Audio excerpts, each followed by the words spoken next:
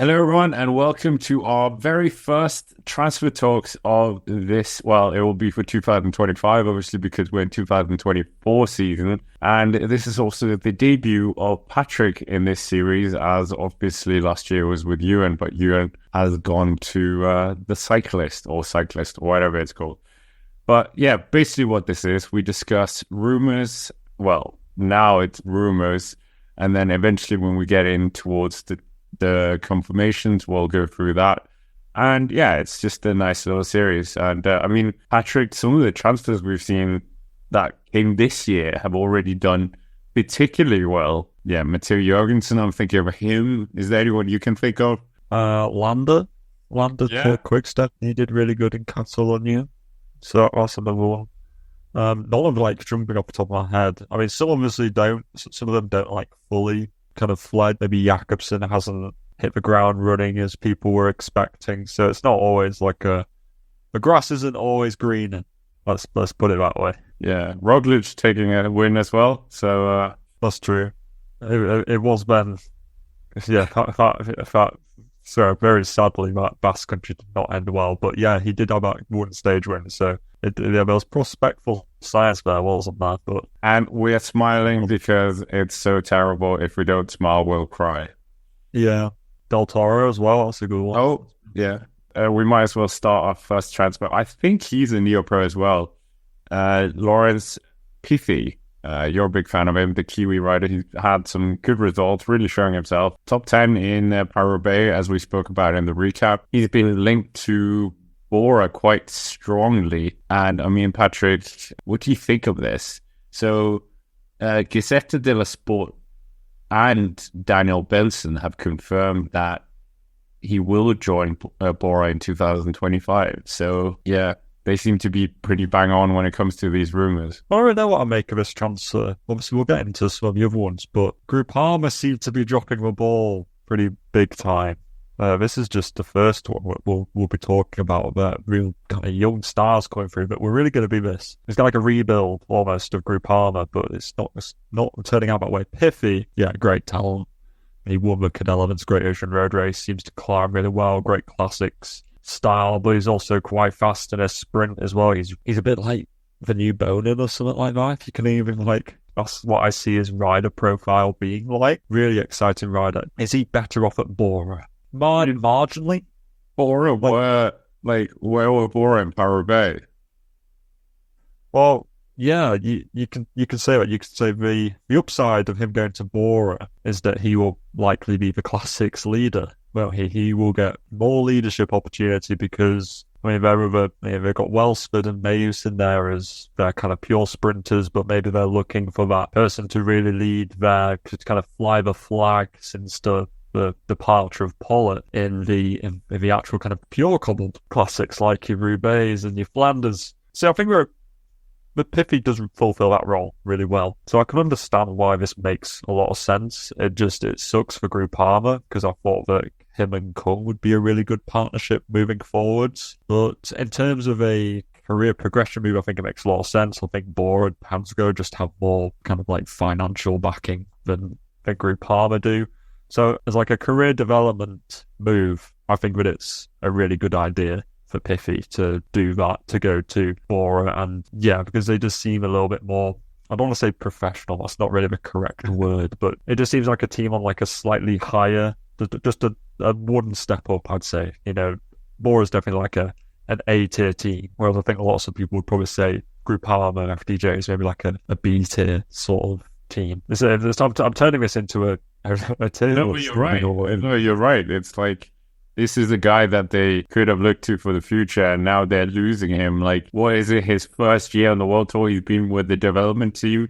Like, what are FDJ doing? Isn't this the point? The Pinot era is gone. David Gaudu doesn't seem like he's rolling with the punches right now. And then Stefan Kung. Okay, Stefan Kung is very good, but like you said, those two could have been a powerful duo. And in this era of World Tour points, those two riders could absolutely sweep up a lot in the classics. But there is that vacuum for Bora.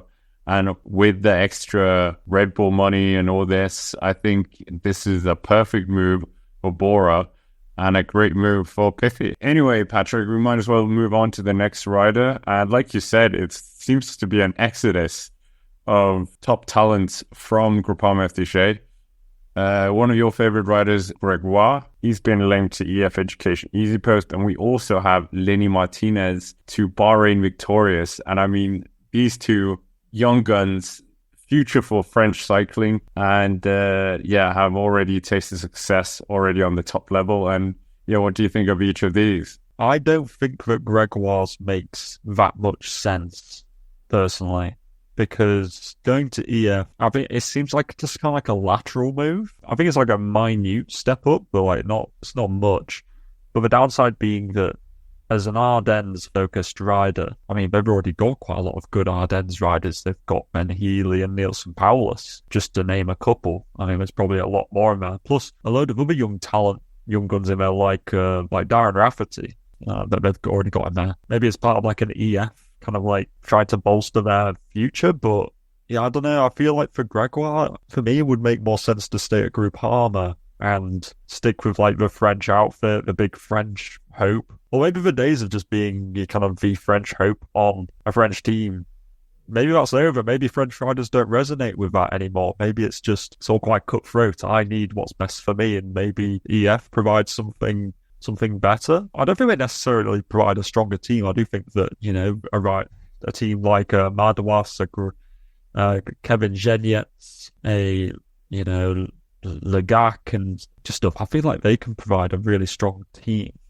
So I'm not sure how much that will make sense, but Lenny Martinez to Bahrain, I think that does make sense. I mean, I think this is definitely a bit more open to discussion, whether it's like a positive or a negative move. He is a massively talented rider, and big GC prospect. He is kind of what Bahrain needs. Bahrain are in a little bit of a point where they don't have this big GC rider to rally around. They've got, like Bilbao, they've got Wout Poels, they've got Jack Haig, they've got Santiago Boitago, they've got the Italian sniper, they've got all these guys. And I just feel like maybe Lenny Martinez is that kind of kingpin that they're looking to focus around, possibly. Do you think that Lenny Martinez can really switch things around for Bahrain or not? I mean, he certainly is a rider with a lot of talent, and they definitely have that vacuum. So I think it's a great move, to be honest, for Lenny Martinez, and a big loss for Groupama FDJ. He was kind of the succession plan almost from like Pinot, then Gaudu, and then Lenny Martinez, and then if he disappears, then Groupama is just in trouble. I think that should be the title of this video. For the first transfer talks. Do you think there's something wrong with the setup? Is that why we're seeing these three superstars? One, you could understand Pithie maybe because he's not French, but the two French guys in a French outfit, that's alarm bells. Yeah, I don't know. Because it wasn't long ago that we were talking about how Groupama FDJ have the best under 23 team in the world. Like, it was this absolute development hub where everybody wanted Groupama FDJ riders because they were just insane at it. But yeah, it's weird why everyone's leaving, whether people just know something that we don't. I mean, they probably do, because there's obviously something going on which is causing all these young riders to go away. Based upon that, yeah, it's probably a very good move for both parties. I mean, I'm just looking at Bahrain's team, and when you consider that they're big GC prospects with, like I said, Bilbao, Caruso, Wout Poels are 34, 36, and 36 years old, respectively. They've got Boitago in there who's 24, but I think they that fresh, kind of like young gun to really focus the team around from a GC aspect. And I think that Lenny Martinez is that guy. So yeah, I think this transfer definitely is a really exciting one, because I think that Bahrain are a team which regularly punch above their weight, and I think that Martinez can contribute to that a lot. Well, before we jump into Big Gun, who is on the thumbnail of this video, the Milan San Remo winner, and second place finisher at Paris, who's been linked to another teams. I should have mentioned this earlier when we were talking about the classics of Bora Hansgrohe, because Bora Hansgrohe have also been linked quite strongly with Oya Lazkano, who you're a big fan of, and obviously the Spanish rider is a bit of an enigma. A Movistar rider who's able to finish on the podium in Belgian Cobble Classics. For me, this move makes a whole lot of sense, and if they could get both Lazkano and Laurence Pithie, I think suddenly Bora might be challenging for a top 3 or top 2 in the World Tour rankings as well. Yeah, maybe that's like a long-term goal of theirs. Like I say, if Lazkano and Pithie link up, that is a deadly combination to be had, especially since both of them are like still so young. Like we're both like 20, like Lazkano's like 24, Pithie's like 21. Just be a ridiculously good combination moving forwards. Yeah, Lazkano, I am surprised that Movistar perhaps, I don't know how hard they're fighting for him, but again, it's very similar to the Groupama and the French riders thing. He is the main Spanish cobbled rider, and so it seems odd that he wouldn't ride for the main kind of Spanish World Tour. Like that's the main Spanish team. Like it's been around for decades. It's got a lot of history with it. Not in cobbled racing, really, but yeah, Lazkano leaving Movistar would be a bit of a surprise. I think, especially since, Movistar not having the Spanish champion would certainly be quite a blow for them. So I think that this is a win for Lazkano and definitely a big loss for Movistar if it goes forwards. I mean, the setup would he fit in with Bora? He might be the only Spanish rider in the whole outfit. There's Roger Adria in the team. There's the one Spanish rider in here, but yeah, it's a largely like German, Austrian sort of style of team. I think it works. It works as well because he could probably be a really good person for like Roglic to have in a Grand Tour. Obviously, that's like another big goal for them, is to make that work and that Tour de France ambition work. And having a big rider like Lazkano, who can climb quite well too, would be really useful. He's a bit like Dylan Van Baarle, that quite versatile ruler, can climb quite well too. So yeah, Lazkano would be a great addition to Bora. I think that's probably why they're so eager to get him on board. I mean, they apparently paused their interest in Remco Evenepoel, if that was ever a thing. But yeah, we might as well move on. Jasper Philipsen, the big, we should have started with that. The big draw, Milan-San Remo, Paris, second place finisher. The second year in a row, Brugge, green jersey, all these accolades. Super nice guy as well. Yeah, linked with UAE Team Emirates and Bora. Was it Bora? Yeah, so Bora wants everyone. They just got out the Red Bull checkbook and they're like, we'll have a Remco, we'll have a Philipsen, we'll have a Lazkano. Anyone who has good results, we'll take them. Literally, that's all they're doing. Just got Red Bulls on board. Let's just start. It's time to go on a shopping spree. It's like a kid who's just been given 500 quid and get launched into a Lego store. It's absolutely insane. Philipsen to Bora, that doesn't make sense to me. That one doesn't work. That wouldn't be an upward move for Philipsen, in my opinion. As a matter of fact, I don't think Philipsen moving is a good idea. I just think he should stay at Alpecin, to be honest with you. Like, why go somewhere else? I presume they must be paying him a decent amount. Obviously, I bet whatever Alpecin are paying him, I bet UAE Oil can pay that, basically. They must be able to sweeten the deal a bit more. Obviously, he's great friends with Pogacar. Obviously, people who've been watching the sport for a few years will know that Jasper Philipsen used to ride for UAE Team Emirates all of a few years ago. He won stages of the Vuelta a España back with UAE Team Emirates. So it feels a bit odd going back there. He was a strong sprinter, but he moved to Alpecin and he's flourished into this absolute world-beating sprinter, classic star. And then going back to UAE, I don't think it's necessarily like an upward move. I don't think UAE have a particularly great lead-out train. I think that Alpecin is better. I think Alpecin are a better cobbled team. I just think that Alpecin fits Philipsen out a lot better than UAE. I think the only draw would be just being with Poggy and vibes and then the money, obviously. But what do you think? Do you think that Philipsen staying makes more sense? I forgot to mention Tudor Pro Cycling was another one of the teams, but you want a new watch? True. I've sold a lot of watches. Yeah, no, what you're saying completely. UAE were a bit different as well when he was there, and now they're very Pogacar, Almeida, Ayuso. There's not really a room for him. And if they're trying to beat Vingegaard, hopefully, if he gets back, like next year in 2025, like why on earth would you have a sprinter on your team and then have maybe one lead out man or whatever, try and do a Team Sky 2012? You think that Philipsen wants to win cobbled races more, and Van der Poel gets in the way of that, and that being at UAE gives him a bit more freedom? We saw that at Paris, because he was saying that was his big target this year, and obviously that didn't happen because Mathieu won it. So that's true. But if Van der Poel wasn't at Roubaix, do you think Philipsen would have won it?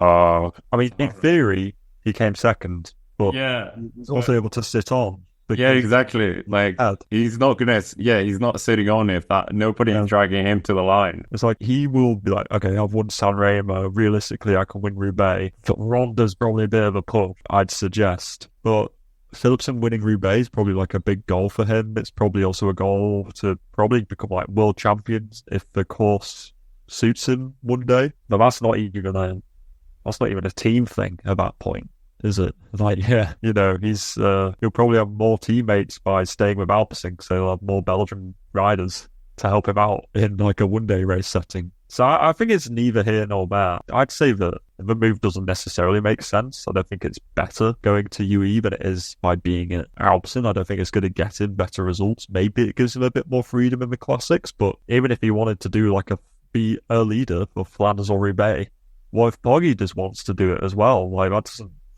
automatically give Philipsen the leadership. So no, I don't think that move necessarily makes sense. But I don't think that he'll be worse off at UAE if he did go. Does he want to win Tour de France stages? That would be my big question. And I think as a sprinter, yes, that's it. Bora, again, same problem. Tudor, there he could probably have the whole command of the team, but are Tudor going to get into the Tour de France in 2025? I said Philipsen. They would. Oh, yeah, true. Yeah, actually, you got a point. And Tudor's lead out has actually proved to be pretty good. But that'll just be like such a weird thing. It'll be like overly selfless. It's like, I am going to take a massive like pay cut, I presume, because it's pro Conti. You think he would get I think there would be a lot of Swiss euros or francs going into his account. That's true, but it just feels like overly, like going down to pro Conti to try and bring the team up is very like Sagan-esque. Yeah. That didn't work for Total Energies. Don't you think that was like there were a bit different points of their career? He was kind of already in the decline. Philipsen is very much in his prime right now. Why risk leaving Alpecin? It's working. Okay, 2 million Alpecin, 10 million you go to UAE, 15 million you go to Tudor. Which one are you going for? Really? Oh my word. It's probably not that. Okay, let's make it closer. 3 million you stay at Alpecin, 4 million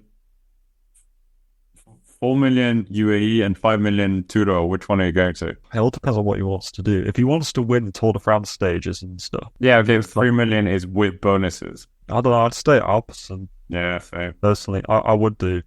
I'm not sure how much money influences the decision of riders, to be honest. Got no insight into that. Like, are they thinking about their pension pot, and are they thinking about stocks and shares ISAs, or like, what's their financial concern? I mean, like, I need to stack up before I'm 35 because I need a retirement fund. I need to be able to just like chill out for the rest of my life. I don't know. If that's the case and he's proper worried, then I'll go to Tudor, because they'll probably give you some fat stacks. Or go to UAE, because you'll probably be able to get a lot of money off of them as well. You know, you'll be like, Tade and I are one item now. Where he goes, I go. Well, speaking of fat stacks, the Max Verstappen of classics riding, Mathieu van der Poel himself, has extended 10-year contract with, is it with the team or with Canyon? With Canyon. Ah, okay. But he's pretty much going to ride Canyons until he's like 90. Yeah. So 10-year deal with Canyon and a 5-year deal with Alpecin. So he's on like the same contract extension as Derek G. because Israel Premier Tech make the sensible contract decisions. That's a joke. Yeah, for Chris Froome. Do you think, this is it's a little bit off piece, but do you think that Canyon, they are getting so much airtime with Philipsen, with Van der Poel. Van der Poel's just solo for like kilometre after kilometre on the front of the biggest races. Do you think they must be selling more bikes? Because I don't see a scenario where a bike manufacturer could be doing better if their, sales aren't absolutely like optimum. I don't know what they need to do. Having the world champion in Roubaix going 60 kilometers an hour on cobblestone, not having a puncture, not having any abrasions on his hands. Yeah, you're right. This is peak Canyon right now. Yeah. Aren't selling loads of bikes, then there's no hope for the bike industry. That's just it. But anyway, that thing aside, yeah, you see more and more of these deals. Van der Poel staying at Alpecin, maybe that is what's causing the Philipsen discussion, because obviously Philipsen like, oh hell, this guy's sticking around. He's staying around until he's what? Van der Poel's 29? I want to say. Yeah. 28, 29, something like that. So he's going to be around until 34, 35 years old, something like that. I don't know what kind of Van der Poel is going to be at that point. But yeah, maybe Philipsen's like, oh, well, what's my chances of winning if he's here? Well, it's probably quite high if he's leading out a bit all. Because Van der Poel's a killer lead out, man. Oh, we might as well finish on a Bora story. Seems like it's Bora FDJ. Now we're back to Bora, just having that little pause with Alpecin. But in terms of Aleksandr Vlasov, rumored to be going back to Astana, or they're interested in, according to Gazzetta dello Sport. Interesting. Yeah, no, this must be. We talked about this with the Roglic moving to the team, and obviously there's Lennart Kemna looking strong every year. Maybe he has GC aspirations. Jad Hindley in there, Lenny Martinez as well. So maybe, and Artur Brooks isn't there. Of course he isn't. We had a whole saga about that. But in terms of maybe this is kind of him seeing his GC Grand Tour aspirations go out the window, and he wants to go to a team that doesn't have real prospect right now. This one does make sense. I think there's too many chefs in the kitchen for Bora at the moment. I say, when you already have Lenny Martinez and Roglic and Jai Hindley all in one team, you're kind of already covered for a lot of circumstances, especially when you've got some fantastic sprinters in there, like Jordi Mayes and Welsford, who probably deserve their own backing in Grand Tours too. Yeah, you're probably running out of spaces. So I think it's good that Vlasov is going to a different team. Astana makes sense. I mean, it's where he was before. I never fully understood why he left there. I mean, he has been doing better since leaving there, but I don't think it was necessarily like a big upward step with him coming to Bora. So I think it makes sense. So has he done better? Because he was in the Giro with them and on the podium of Lombardia, and he's certainly not replicated that. I say he's about level with it. Basically, he hasn't taken the fifth in the Tour de France. Exactly. That means more. Doing it in the Tour means more than doing it in the Giro. I say he's basically just like there. He's just kind of flatlined. It seems a little bit rude saying that, but I think that Astana makes more sense. He gets career-wise, flatline career-wise. Yeah. He's not ventured into the podium. We got that. Yeah, he gets. He'll get the backing of the full backing of the team, but Astana, someone to rally around for them because they haven't really got that. The GOAT Luksenko. Yeah, I mean, like I was going to say, like, podcast favorite. Well, not this podcast. The Echelon Cycling podcast. What a shameless plug. But yeah, anyways, with that's our first cycling transfer talks here on the Cycling Day in Extra or on the Cycling Day podcast if you're listening on Spotify. Hello. And yeah, hit the like button, subscribe to the channel, and of course check out Patrick on Audio Cycling with all the Velo Games previews. And if you want to see more of him, he also lives over on the Echelon Cycling podcast. But with that, thank you very much for watching, listening, and we will see you in episode 2, which should come up. Who knows the rate of these transfers, but yeah, we'll see you then.